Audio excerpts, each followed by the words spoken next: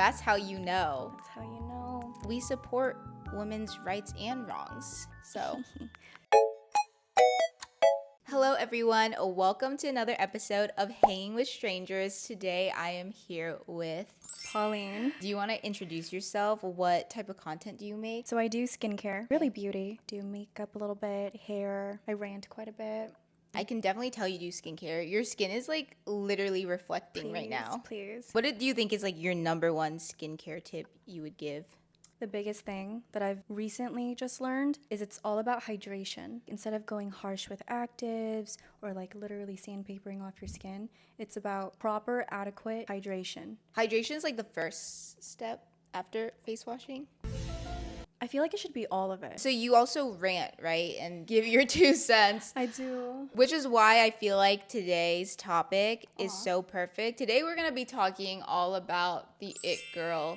Kind of like becoming a is what I like to say, like protecting your energy, Okay. setting your boundaries. From your videos, you give off the like, I don't give a energy. I'm protecting my peace. Would you say that's accurate? No, yeah, I do get quite a bit from like first impressions, but it's really because I feel like my best friend Emily, she's super social and she can click with anybody. She can talk conversation with anybody and she makes everybody feel very warm, welcome. Yeah. I feel like my first impression that I leave on people, it's always like, oh, I don't really know how she felt. I don't really know what her vibe is. But it's never, she was so nice.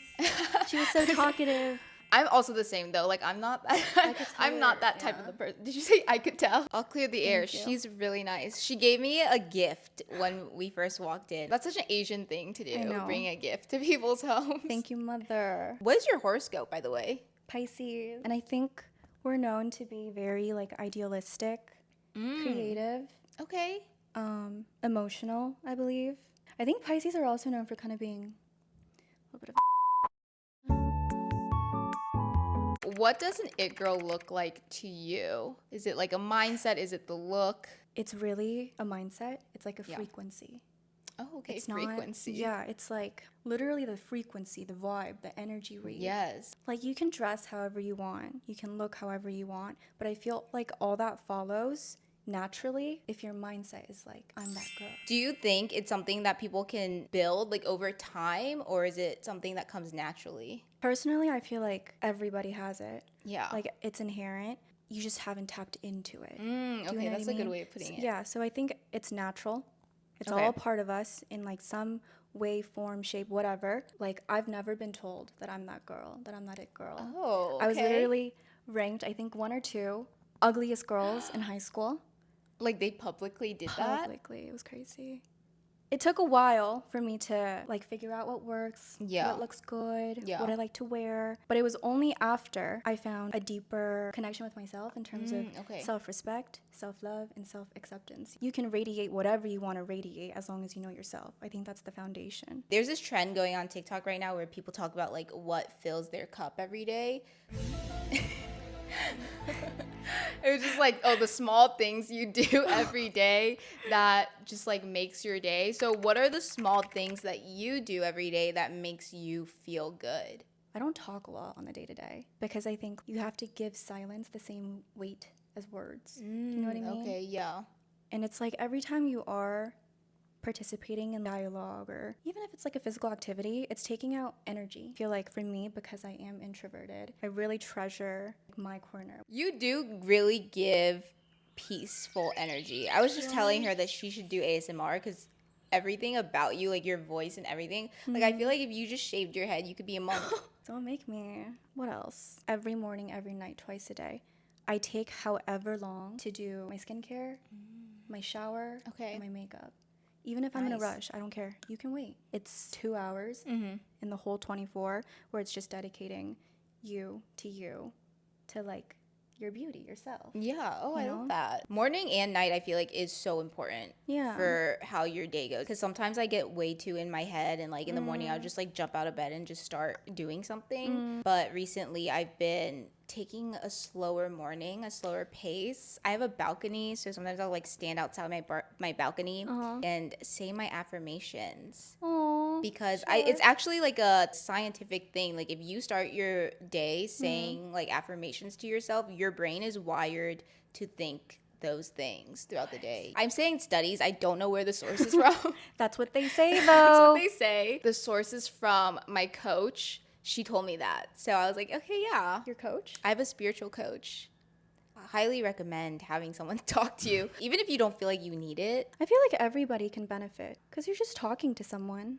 I feel like once you get into the flow of things, you'd be surprised how much comes out and like how much you were holding in. Is there anything else you do to protect your energy?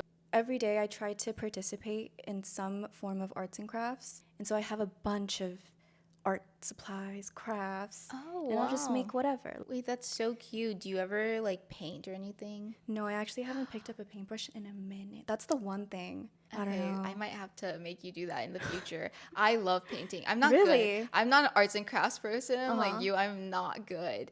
But I do find it very therapeutic. I started doing it since I moved to LA.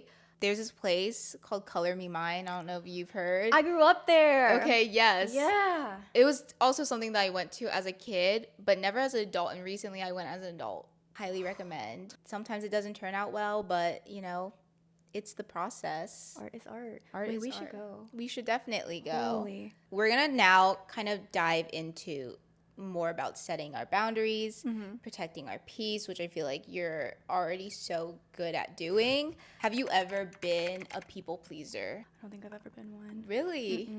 I know a lot of people struggle with like pleasing others and how they're perceived, but because of my parents, I never really had to struggle with that. How did they instill that on you? They really drilled it into me that like you're basically stretching yourself out to please people. My mom would always say you were given a mouth for a reason, use it.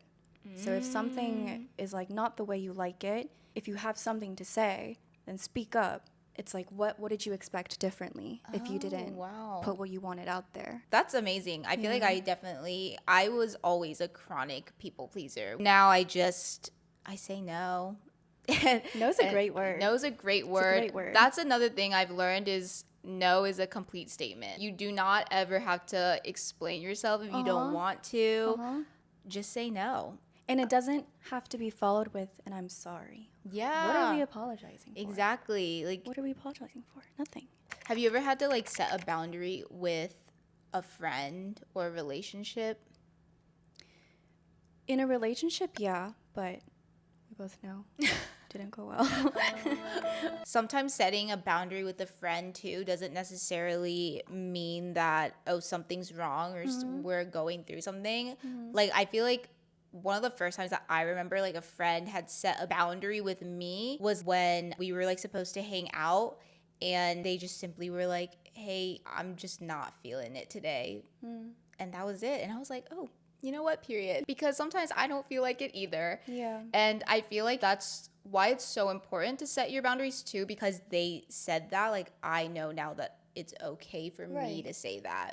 I think another thing that also was big for me living in New York was just like saying no to hangouts in general, because in New York, like people were always going out like every single day, and that can get very draining, especially as an introvert. It gets very draining.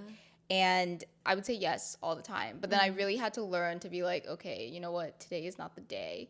So I wouldn't necessarily say that that's just even setting a boundary with a friend, but setting a boundary with yourself. Yeah. That's the most important, I think. Yeah. Because how do you like draw that line if you don't even know where that is? How to do it for yourself? Let's kind of get into the juicy topic, which is dating. What is a non-negotiable that you look for when you're looking for someone? Consistency. Okay. Like you can be charmed at first, but it's most about reliability. Yeah. And they show up for you consistently, right? Ambition is really big for me. It doesn't mean you have to have everything figured out right now because we're very, very young. But if you have some kind of picture that's bigger than what it is right now, that's enough for me. Obviously, I feel like I don't have to say these things, but because I didn't have it at one point, faithfulness, loyalty, commitment. Yeah. I think it's very normalized now to not be, especially with social media. I don't know the sources, but it is a source that they say because of social media, men specifically do not know how to form relationships anymore. The red pill content or just like any content that any man makes has really affected young boys' mentality on women. Has there ever been a time where you questioned your worth and your values while you were dating someone? 110%. I was confusing what he thought he was worth because it was being projected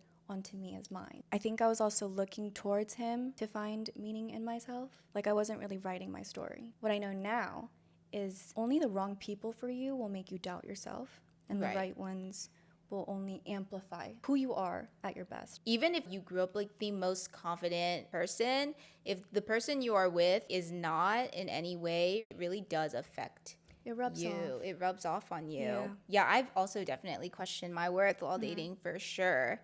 For me to get over that was like sitting with myself and truly understanding me. But there's also this big idea on social media about being a high value woman. What do you think that looks like to you? For me, it's as simple as she's just not up for negotiation. She can't be reshaped. She comes as she is, and that's it. I think it's about knowing who you are and learning where to compromise, because compromise is important. Like you can't have it all. Yes. You really, really can't.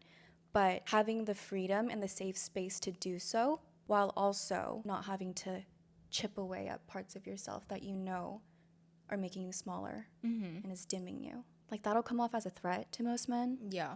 But that's what makes you high value. Not everyone can afford you. Exactly, exactly. It's also like knowing when to receive and when to accept, because I think sometimes you want to be caring and give. Yeah. But I also agree with you about being able to compromise and being a high value woman. It's like, you know when you're right, but you're also willing to accept when you're wrong. Yeah. Do you think there's anything that you don't really show on social media as much? Honestly, I don't think I show quite a bit. The romantic stuff. I don't really talk about my family like that. These are just all things that I believe are private. Yeah. You know, it's not that I don't want to share. It's just that's a boundary. Is there an assumption people put on you on social media? Two things. People think I'm like 6 foot. I wish. I'm 5'1", and people think I'm really extroverted. I'm not. I don't really know. I'd like to know what people think about me online. I'd like to know. Let us know what you think of her. Thank you so much for being here. Do you have anything you want to say to anybody who's watching or any of your followers? Guys, we're in a different setup. We've left my room. I'm so proud of you for this, by the way. From someone who does not talk a lot to being out of your room and doing this is like a big step. Yeah, but I felt safe. Okay, good. Yeah, this felt safe. Yeah, it's all pink. It's all girly. Yeah. It's so pink, and I love it. Thank you so much for being here. Thank you for having me. And thank you everyone for watching. I will link your socials below so everyone knows where to check you out and hear your yapping more. Bye. Bye.